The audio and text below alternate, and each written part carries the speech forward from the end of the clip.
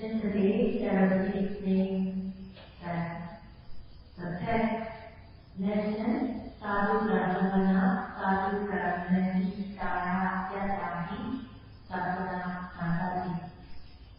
In order to accomplish the teaching of the Buddha, there are two factors. The first factor is Sadhu Brahmana. One should listen to the guidance and instruction respectfully, attentively, thoroughly. In order to purify one's body behavior, verbal behavior, and mental behavior, so that one's body, speech, and mind will be made pure, clean, and gentle. In order to do so, one should learn how one should practice. And one should listen to these instructions so that one will gain virtue and one will be uplifted. So in order to uplift one's standard, in order to gain virtue, one needs to refrain from things that should be refrained from, and one should perform things one should perform. In order to do so, one needs guidance and instruction. It is very important to listen to these guidance and instruction respectfully, attentively, and one should put it into practice. Sadhu Brahmana. One should listen attentively, respectfully, the guidance and instruction, and there should be Sadhu Brahmana. One should put the guidance and instruction into practice so that one's practice will be efficient and successful. One should not just be practicing in the way the person thinks as right. If the person is practicing the way he or she wants, then there can be mistakes and shortcomings. There is an example when traveling from one place to another, one needs to make use of vehicles. One needs to use car, cycle, auto, boat, ship, airplane, and so on. Especially when one is traveling to a foreign place, one should travel on a vehicle. And also, going from one place to another, one can also go by car, and one drives the car in order to reach the destination. But in order to drive one's own car, one needs to learn driving. One needs to take driving lessons. Without going for driving lessons, one will not be able to drive correctly. So one needs to take up driving lessons, and then one also needs to learn traffic regulations, take driving exams, driving tests, and when the person passes the driving test, then the driver will get a driver's license. In the same way, in order to practice, in order to gain the true happiness, which is totally free from suffering, one needs to know the correct method of practice. One should learn how one should practice so that one will be fulfilling the training, one will be fulfilling the virtue. In order to do so, one should approach Kalyana Mitra through compassion. Kalyana Mitra who himself, herself, has practiced to a satisfactory level, as well as the Paṇḍitā who is able to give guidance and instruction. When approaching Paṇḍitā, learning how one should practice, one should learn the correct method of practice attentively, not haphazardly, not precisely, but one should listen attentively, taking notes, and one should listen so that one's mind will not be wandering during the talk, during the instruction and guidance. And also, one should take note of the instruction so that one can bear in one's mind, one will remember the guidance and instruction, how one should practice. And also one should practice according to the guidance and instruction so that one will realize the truth.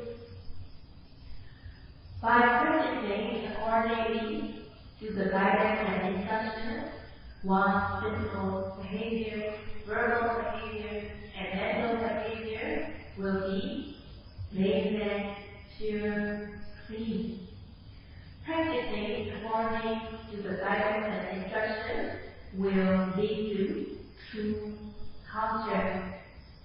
That's why it is very important to listen to the guidance and instruction attentively without wandering mind, and also one should practice according to these guidance and instruction. So these two factors must be fulfilled. Accomplishing the Buddha's teaching has to do with listening to the guidance and instruction attentively and practicing according to the guidance and instruction. Without these two factors, one will not be accomplished in the teaching of the Buddha. Accomplishment of the teachings of the Buddha is connected with these two factors. One should have both factors in order to be accomplished in the teaching of the Buddha. Buddha had taught the path leading to Vipassana, where it is totally free from suffering. There are two paths: the preliminary path, Paṇḍitā, and Anapana, the noble path. In order to practice these two paths smoothly, there are two factors needed. The first one is Paṇḍitā. One should listen to the guidance and instruction given by a noble person such as Buddha.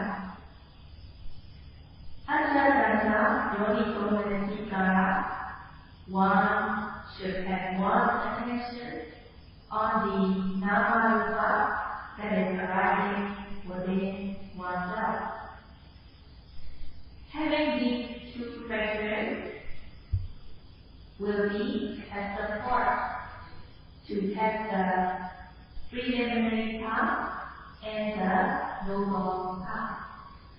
Without these two factors, one will not be cultivating Paṇḍitā, preliminary path. Without Paṇḍitā, one will not attain Vipassana, the noble path. So in order to cultivate good culture in body, speech, and mind, one needs these two factors. In order to fulfill the culture by body, speech, and mind, is connected with these two factors. Thirdly, explain what is the true culture. In one's life, there can be discussing defilements, wanting, low greed, anger, aversion, hatred, delusion, not knowing, avidya, ignorance, and these can be very extreme. There can also be selfishness, longing, grasping, ordinary form of greed, hatred, aversion, as well as extreme form of greed, hatred, aversion, delusion. And there can be hatred, holding grudge, taking revenge, cruelty, unruliness. When one is free from these rudenesses, one will be blameless and conscious. As much one removes these rudeness, as much one removes the unruliness, one's body and speech will be blameless, pure, clean, lovable. So the person himself or herself will become pure, clean, blameless, as well as the surroundings will also be peaceful.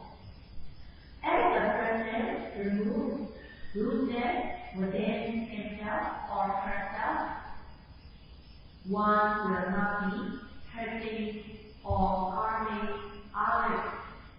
In this way, one controls oneself by body and speech so that the person is not morally degraded, and at the same time, one protects others so that others will not be harmed and others will not have physical suffering or mental suffering.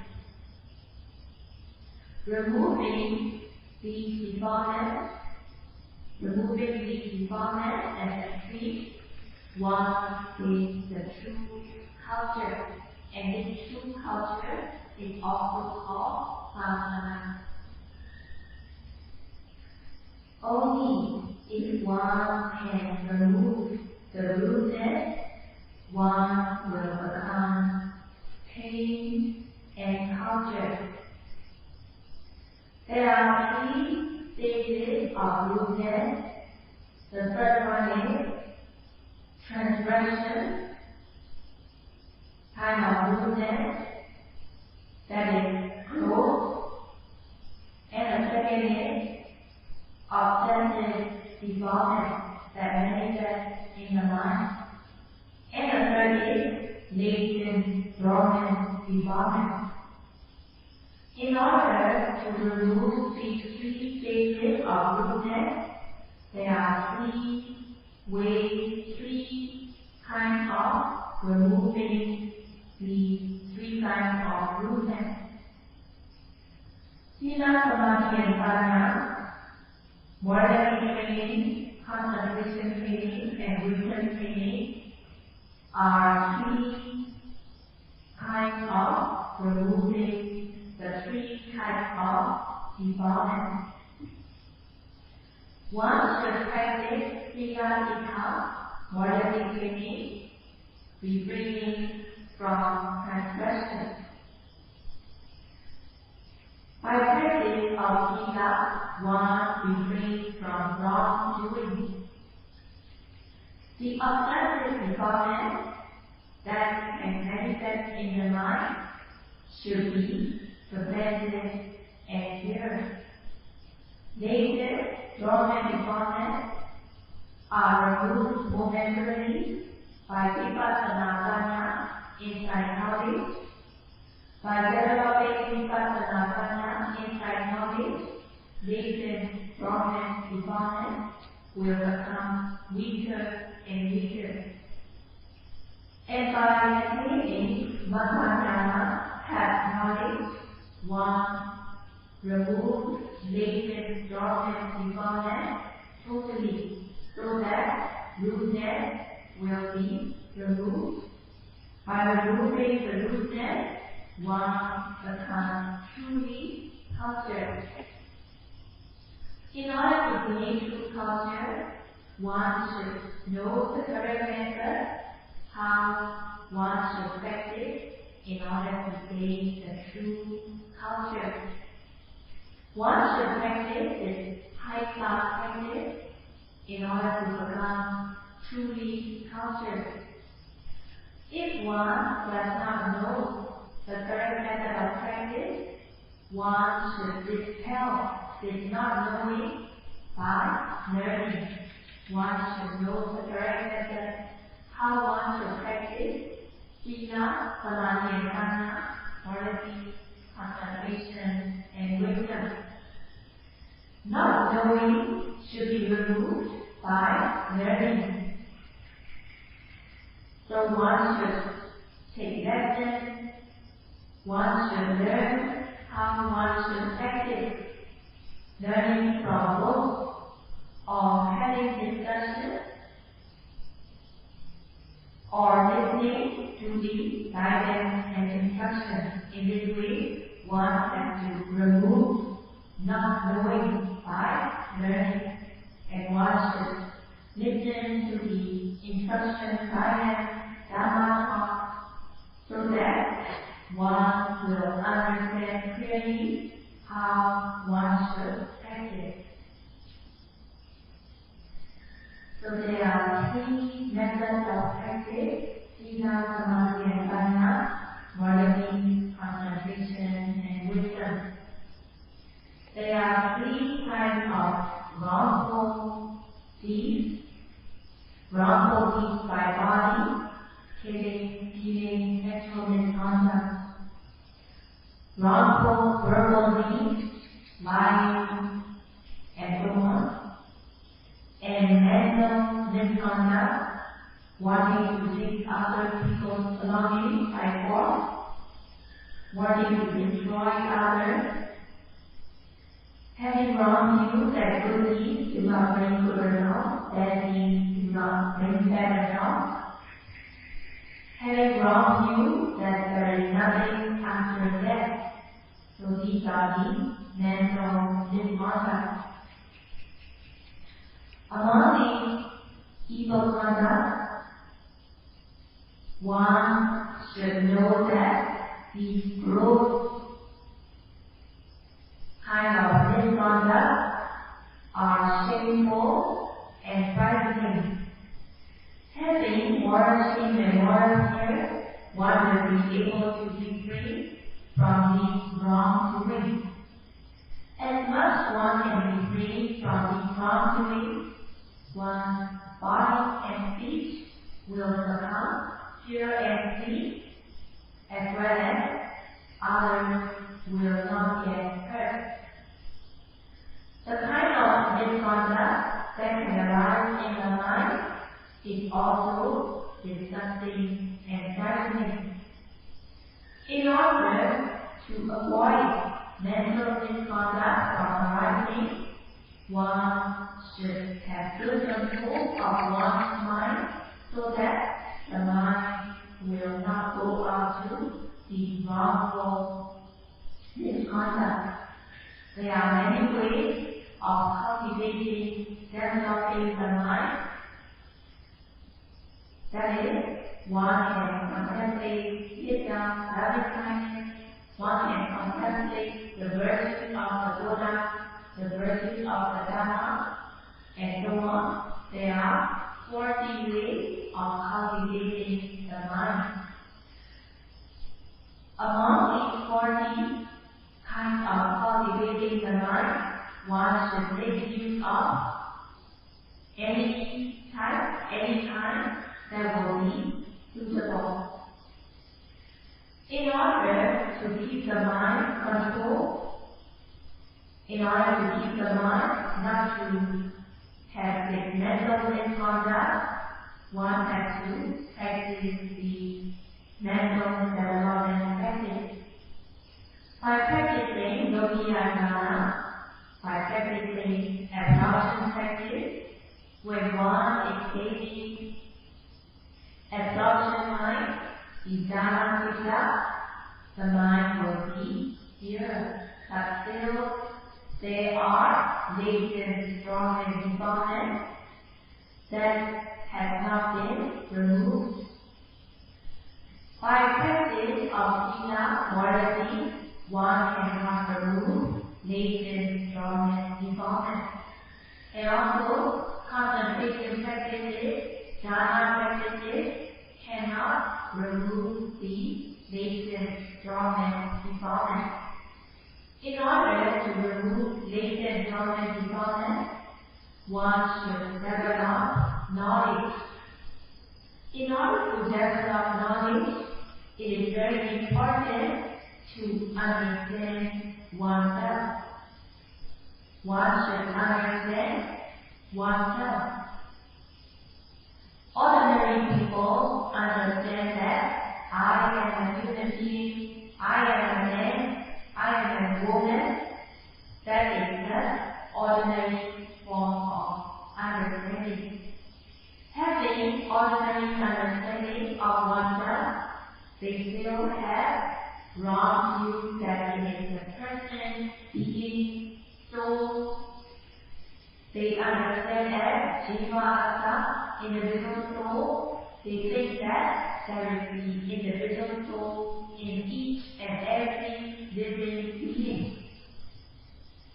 They have this wrong belief that even though the person dies, but the individual soul still exists, and they take it as permanent. Not knowing the origin of a being, they take things which are not cause as cause. And also not knowing the cause, there will be artificiality, wrong view of causelessness. And also they believe in creation.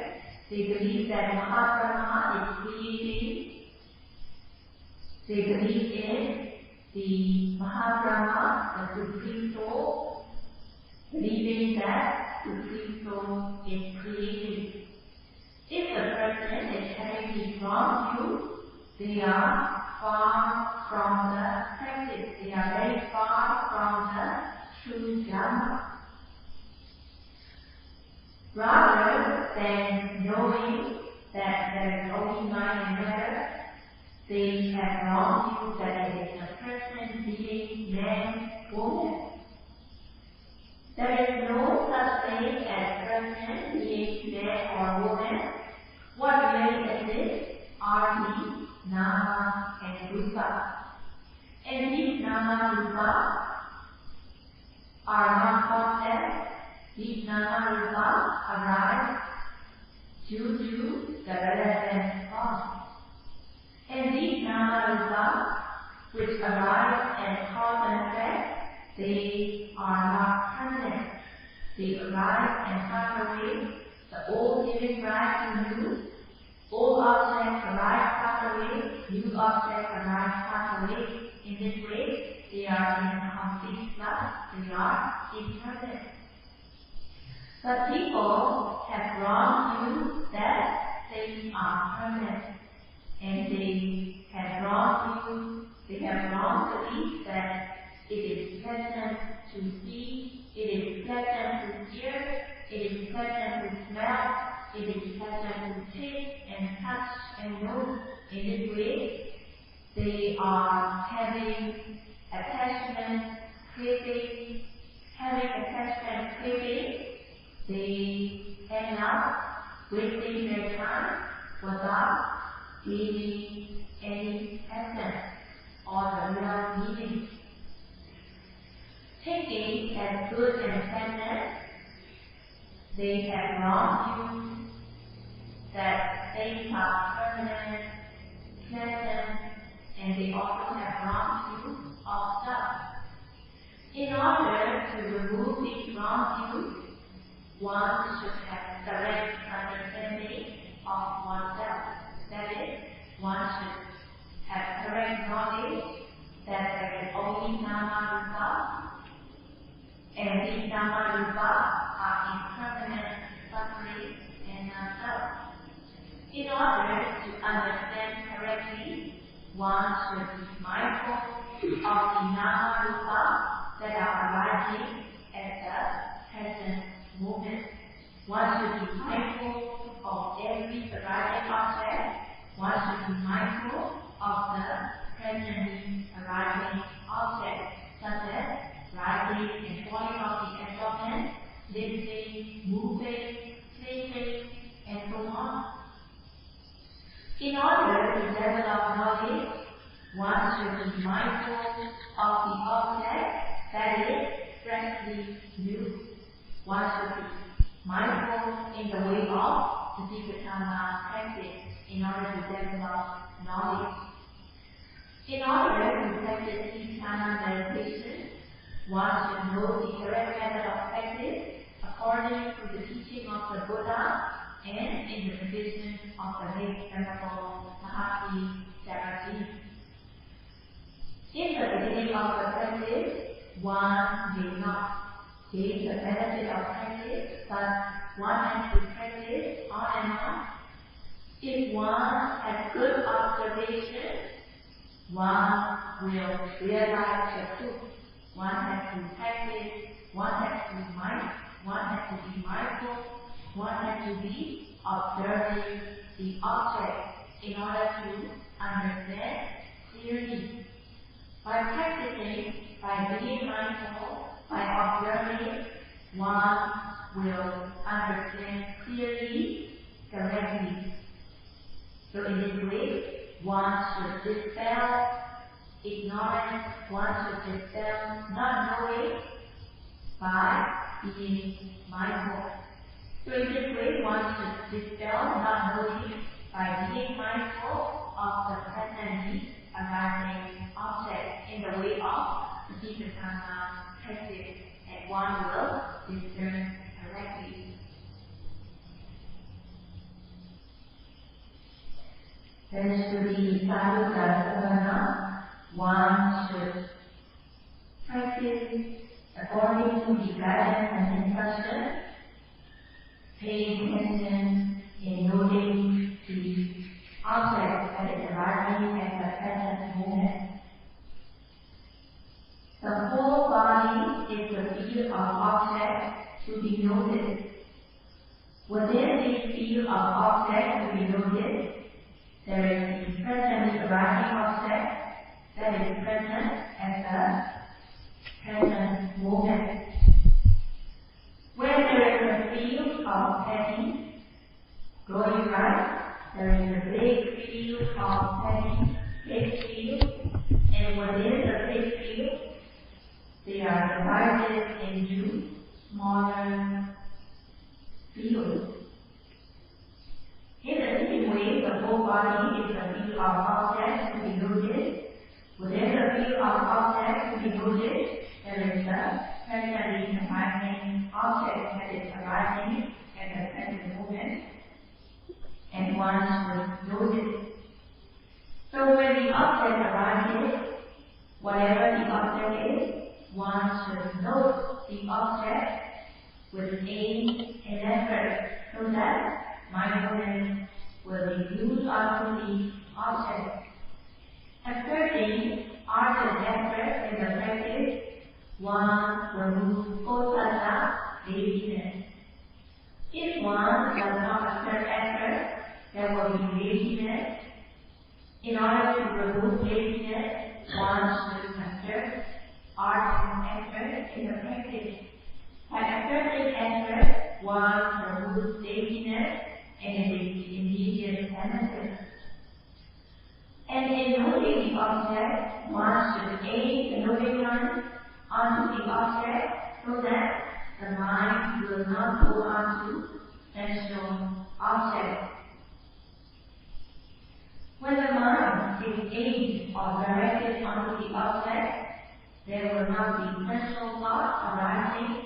There will not be ill will thoughts wanting to destroy others, as the mind is aimed or directed onto the object. By aiming, directing the noting mind onto the object, wrongful thoughts will not have chance to arise. In this way, one should know the object by aiming and effort. The example is given of a marble game. When playing marble, the player has to aim the marble to the target, as well as throwing the marble with effort so that the marble will hit the target. In the same way, yogis have to know the object, aiming the noting mind,